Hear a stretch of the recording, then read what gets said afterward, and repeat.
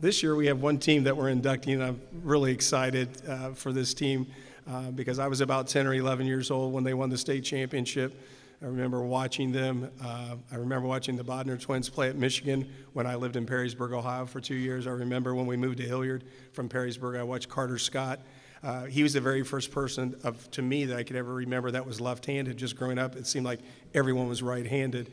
And I was just mesmerized watching him play at the great St. John's Arena. So for me, this is a very surreal moment. A little kid from Circleville, Ohio, that I'm introducing the great Barberton Magic basketball team of 75 and 76. So let's talk about them. The Barberton High School team of 75 and 76 truly lived up to their moniker, the Magics. Coach Jack Reynolds and the talented cast were able to put together 26 straight wins on their way to a Class AAA state tournament championship. In the semifinals against Toledo Scott, the Magics forced 47 turnovers to win the game 64-58. They went on to face the 7-time state champion Middletown Middies and their Hall of Fame coach, Paul Walker. The Magics forced 28 turnovers in the title game to win 82-70. Giving Walker his first loss in 6 championship games. The Magics were led by Carter Scott with 26 points. Mark Bodner finished with 20. His twin brother Marty finished with 19. Interesting note, Carter Scott was forced to sit most of the first half because he had 4 fouls in the first half. Now, I have no idea who was reffing that game, and we're putting a ref in tonight, so I want to be very, very careful.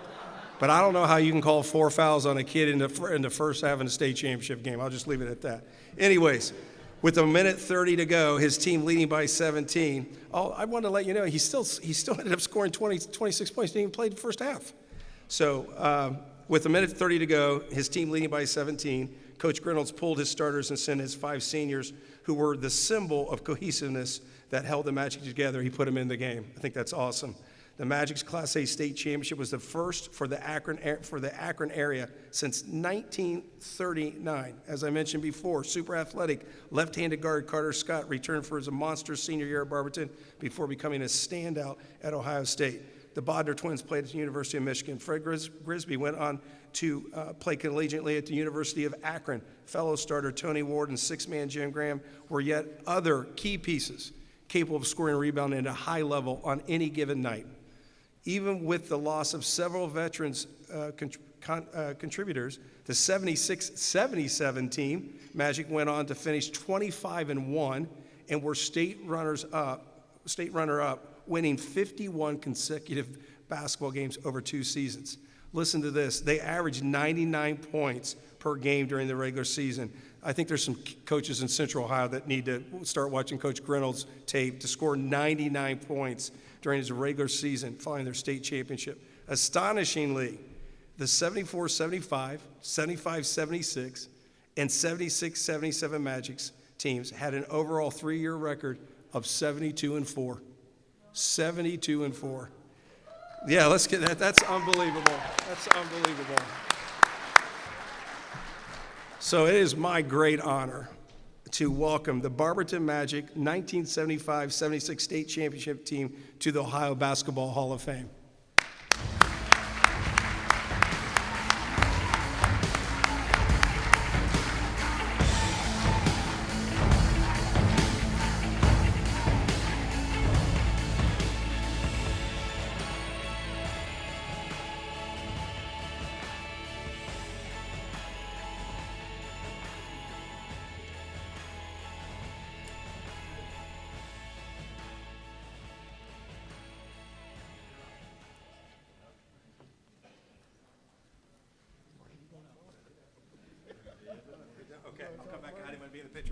So we're going to have Marty's going to come up and speak on behalf of the team and just give a few comments, and let's give him a welcome.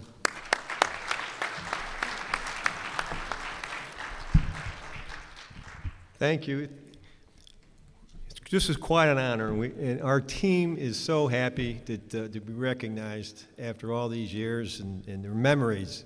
Tony Ward and I were talking when we first got the news that we are so lucky to be able to look back on our high school years with such positive memories. mean, there's people who don't have that, and we are so lucky and fortunate of the positive memories that we have, and we're so thankful and honored for the Ohio Basketball Hall of Fame to give us this honor and the great event, and we congratulate all the inductees, but it's the positive memories. You help us remember the memories, and we are so thankful that you helped us do that. We had an hour and a half time together beforehand, and it was just great to get together and share those memories, and we have so much to be thankful for. And I want to start off by giving thanks to,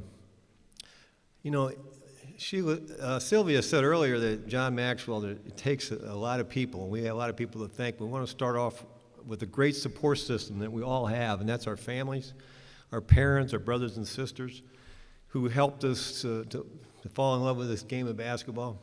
And but also those people who got us to go to play basketball in the parks. All of us, we started at Crispin, Elson, Tusk, and Decker Park. And we want to thank all those players who played against us in those parks. Playgrounds, but the whistle would blow, people come out of the factories, we just played and played and played. And we want to thank them, and because all of those players mostly were older players. We want to thank all the former players who came before us. Not only did Jack learn a lot coaching them, and we benefited from that learning, but we played against those guys when we were in junior high and junior high, and that just made us better.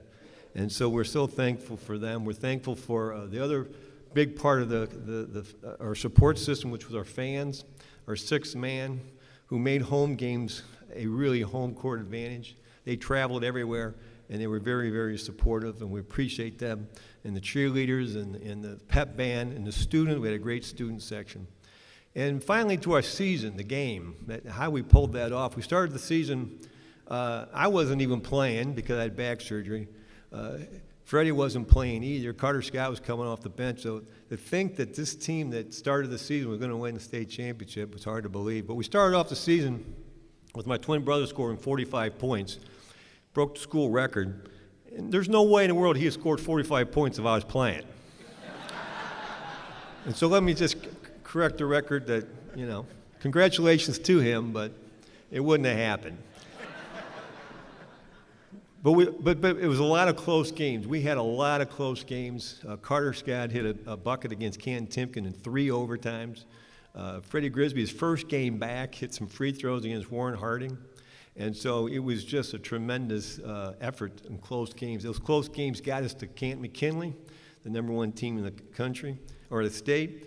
And we were down 10 at halftime, and Jack basically just made us relax and say, Bodner, think you're at Chrisman, and Carter and Tony think you're at Elson, and Jimmy Graham at Tusk, and Harold and Freddie at Decker Park. So he got us back, and we came storming back and beat Canton-McKinley and we got to Toledo Scott, 47 turnovers. I still don't believe that 47 turnovers, but Vance Cheatham claims they couldn't get the ball up the court. And we got to the state title game, and my twin brother and I, we knew we were going to win because we walked into Jimmy Graham's room, and he played a song by Todd Rundgren called Just One More Victory. And given the second half of the McKinley game and surviving an advance against Toledo Scott, I went in that game feeling we were going to win. And we pulled it off, and we're so thankful. Came back, and our fans supported us, and we're just so thankful for this honor and helping us to remember the memories. And we want to just thank the dear Lord for all the gifts and the support system that we had that season and on into the future. So thanks again for the honor.